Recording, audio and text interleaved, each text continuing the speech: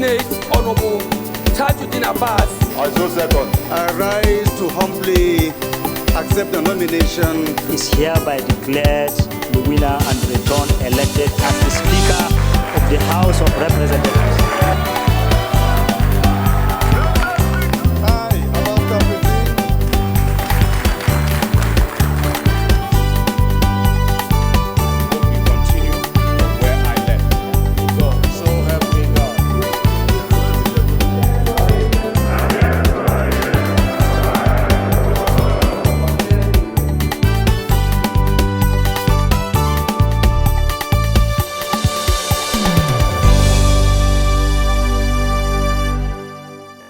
This is to make life easy for everyone. House passes bill seeking to amend the Appropriation Act as well as the 2023 Supplementary Appropriation Act. Retaining experienced officers is crucial for maintaining institutional knowledge. And Speaker Abbas Tajuddin speaks on professionalism in the police. Welcome on board House Tickets, a weekly educative program on the activities of our elected lawmakers in the House of Representatives. The House reconvened in an emergency sitting on Thursday, 27 June 2024, in order to give accelerated hearing to the Appropriation Act 2023 Amendment Bill 2024, as well as the Supplementary Appropriation Act 2023 Amendment Bill 2024. The bill was considered for first, second and third readings. Find out more on the bill and its imports in the course of the program. This episode of House Ticket also has a report on the engagement of the House Committee on Corporate Social Responsibility, as well as that on police affairs, over various subject matters. Join us again after the break for details of these happenings. Democracy is government of the people, for the people, by the people. Democracy has allowed us as a people to be here. What we have is setting a road path to a better society. We still have a long way to go. We have done quite good in the delivery and the expectations of the people of this country. We should be proud that we have nurtured our democracy. It is a win-win, and that is how democracy is supposed to be played. Welcome back. A bill for an act to amend the Appropriation Act 2023 to further extend the implementation of the capital aspect of the Appropriation Act 2023 from 30th June 2024 to 31st December 2024 and for related matters, as well as a bill for an act to amend the Supplementary Appropriation Act 2023 to further extend its implementation from 30th June 2024 to 31st December 2024, and for related matters. These were the titles of the bills that received accelerated hearing when the House reconvened briefly on Thursday, 27th June 2024. To begin with, the House took the first reading of the bill seeking to amend the 2023 Appropriation Act to extend the implementation year of the capital aspect from 30th June to 31st December 2024. The general principles of a bill for an act to amend the Appropriation Act 2023 to further extend the implementation of the capital aspect of the Appropriation Act 2023 from 30th June 2024 to 31st December 2024, standing in the name of the House Leader. Honorable members recall that the bill was read the first time on Thursday, 27th June 2024. I'll first of all call on the Leader of the House to please move for the suspension of our relevant rules to enable the House debate on this very important bill. Having passed first reading, the bill on the same day scaled second reading. It stood in the name of the House Leader, Professor Julius Ihovere. Entails not altering the content of the budget, but essentially the date to allow for effective implementation to the benefit of Nigeria and all Nigerians. That essentially the date be adjusted from 30th June 2024 to 31st December 2024. And like I said, this is to make life easy for everyone to complete the project because we don't want abandoned projects. Lawmakers debated the general principles of the bill. Whilst I would say that yes, it is in the interest of the country that these projects be concluded, but this process and procedure might not appear to be completely correct. In criticizing this, we will not just criticize but profile an alternative, sir. And therefore I will suggest that the House leader steps down this bill and then we go back to the drawing board. Look at it, all the projects that are contained in 2023 budget and 2023 supplementary budget, we take them over to the 2024 supplementary budget so that we can have just 2 budgets running in the country. All those items that have been slated for procurements are done within a stipulated period of time.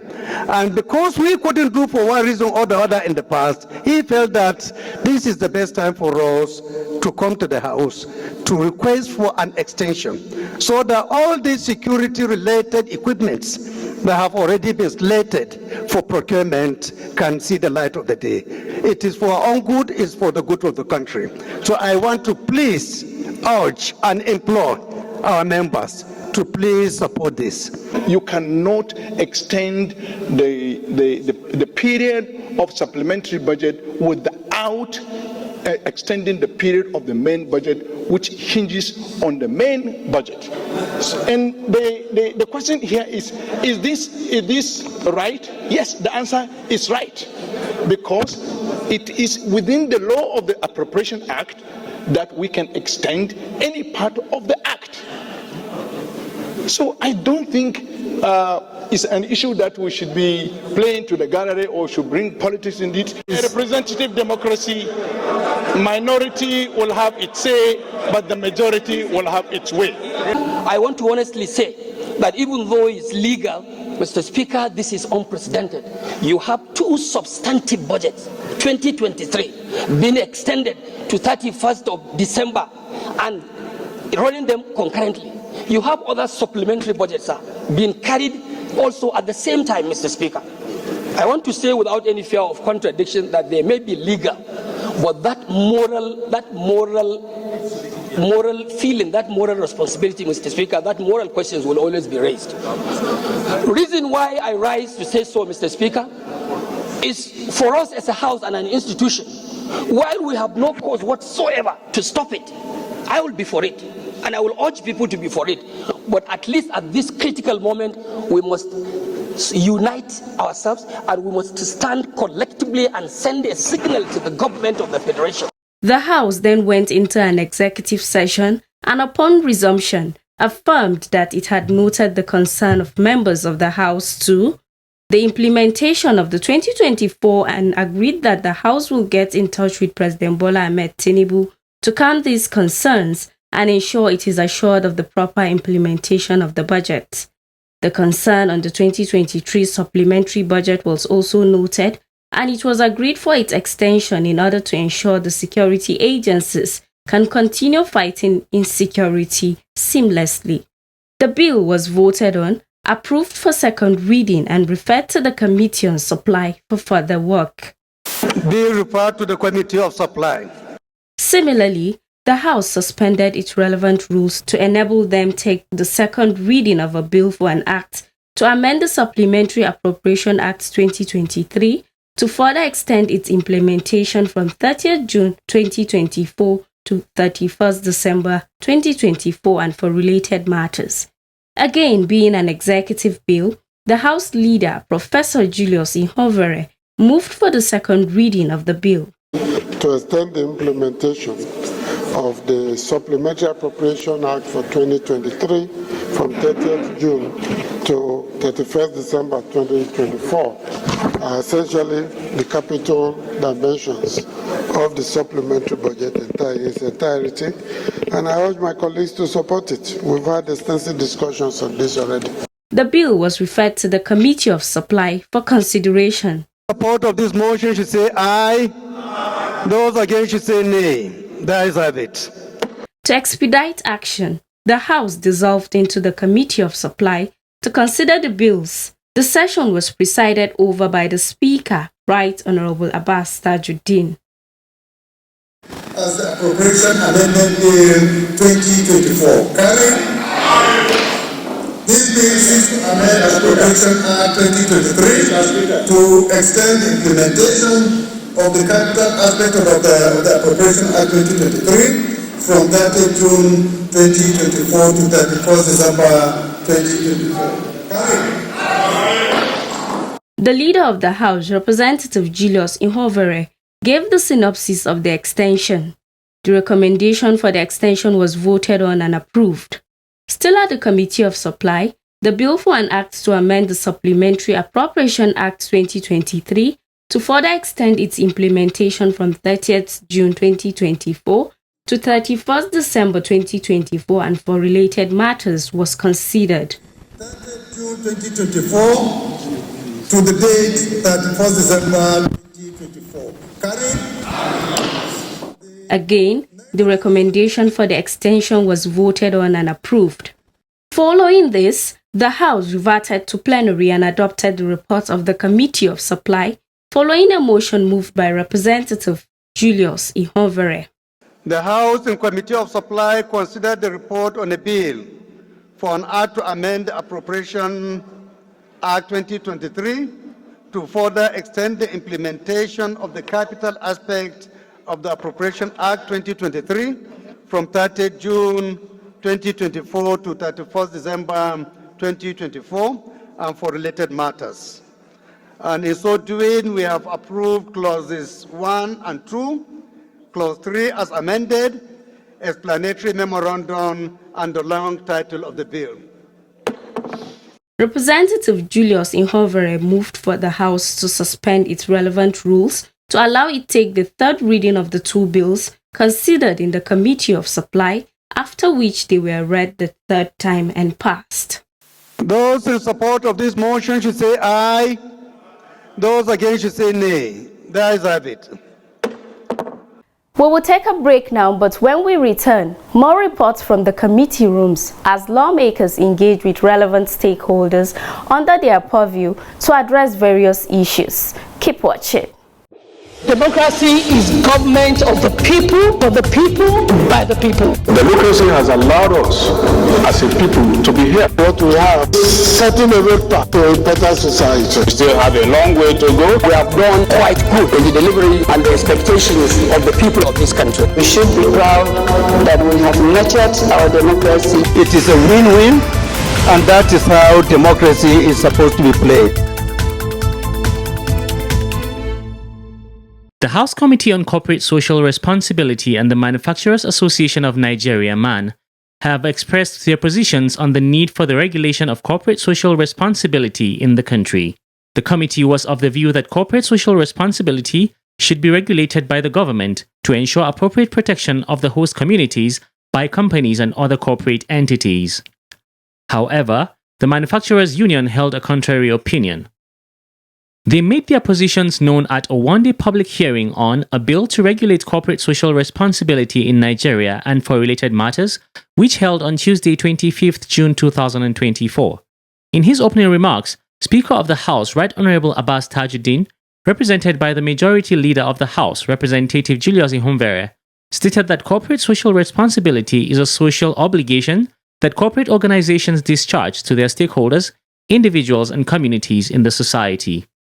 He noted that most times the practice of corporate social responsibility is rarely coordinated and documented, stressing that the bill, when enacted into law, is to provide a legal framework for better coordination and regulation. The success of this legislative process is dependent on your response and contribution to this public hearing. Public hearing is part of our legislative process to engage the citizens in lawmaking, especially because the proposed law has impacts to make on the people. Your robust ideas and expected contributions to the discourse will no doubt shape the outcome of this public hearing today.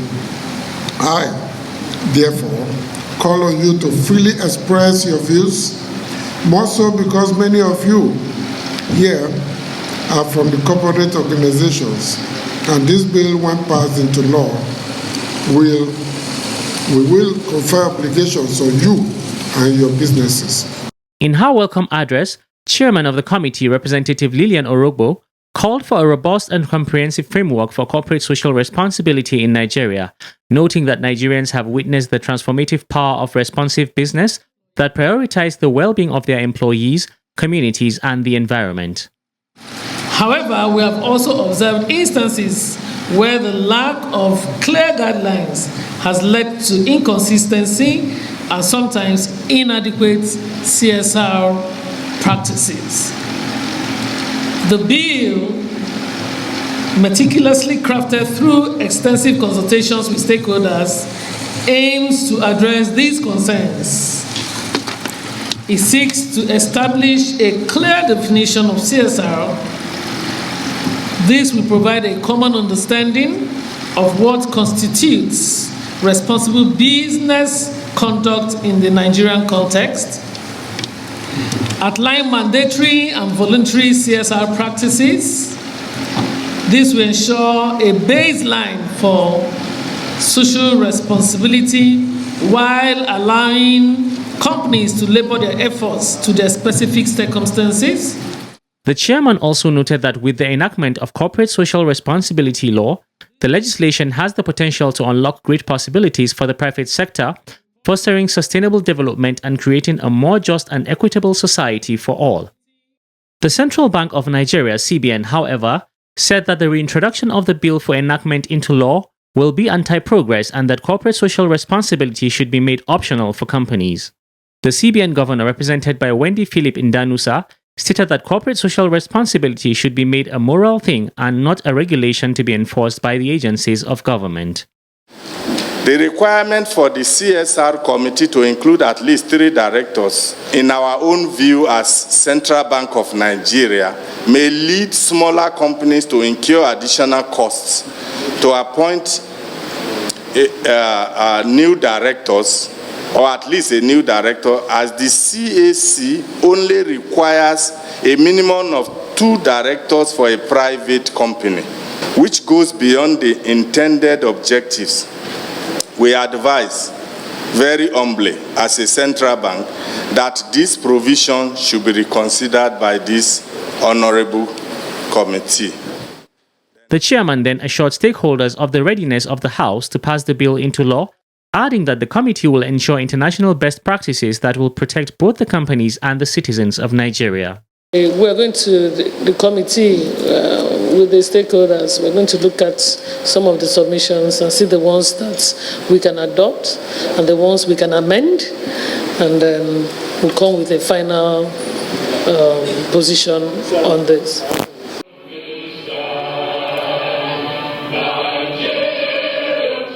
Similarly, the House has pledged its commitment to ensure that the legal framework to enshrine patriotism and professionalism in the Nigeria police force is prompted through legislative processes of lawmaking, oversight, and budget scrutiny.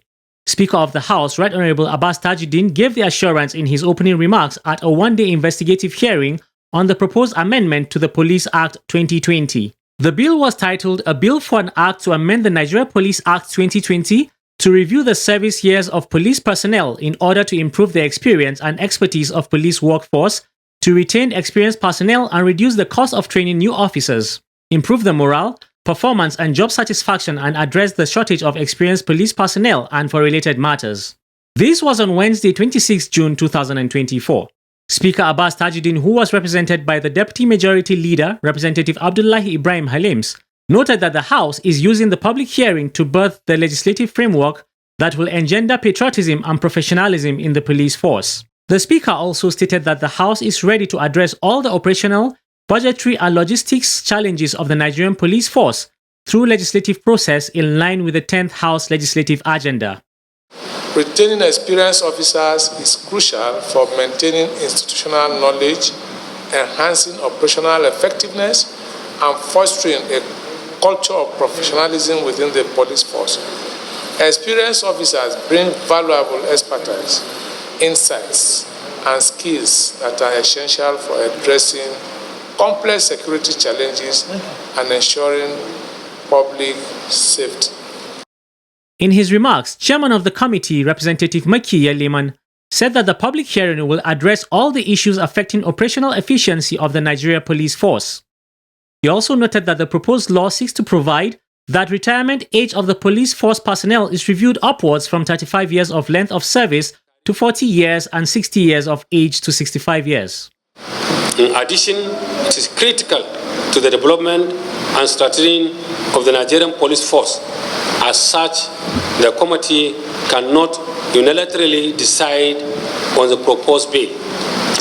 Thus, the need for stakeholders to make presentation and ascertain their position on the bill, which in turn will enrich the draft legislation with a view to making better laws for the benefit of the entire nation.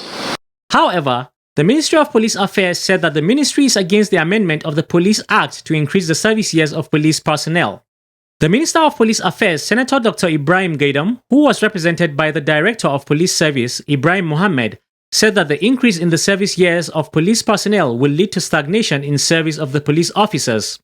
According to him, the proposed amendment to the Police Act 2020 will lead to inefficient performance of duty by serving officers and men of the force. As a ministry, we write to express our strong opposition to the proposed bill seeking to amend the Nigeria Police Act 2020 to increase the service years of police personnel. This amendment, if passed, would have detrimental effect on the police system and hinder career progression of police officers.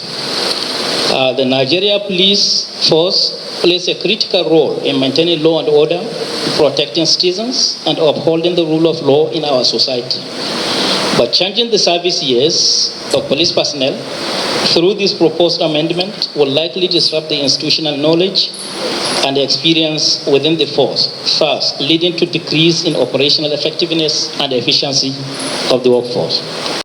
Also in their separate presentations, the Police Service Commission and the National Salaries, Incomes and Wages Commission said that the increase in the number of service years of the police officers will affect the morale of the officers and also affect the wage bill of government. It is our belief that experience and expertise should be of police personnel can be done through frequent training in and outside the country of best policing practice rather than increasing their service year. The increase in service years for officers of the Nigeria Police Force would have serious consequences for government with respect to A, the wage bill, B, corresponding pension deductions, and C, the Nigerian Police Force itself. 2.2.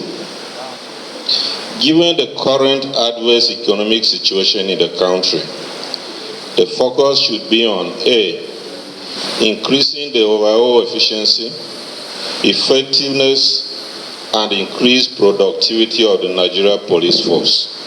If this bill of extension of service years of the police force is upheld, it will not only be a morale booster to the members of the Nigerian Police Force, but also the nation at large. The chairman of the committee, Representative Yeleman, assured all the invited stakeholders of proper scrutiny of all the memoranda submitted during the hearing and that the committee will address all grey areas in the bill before transmission to the House.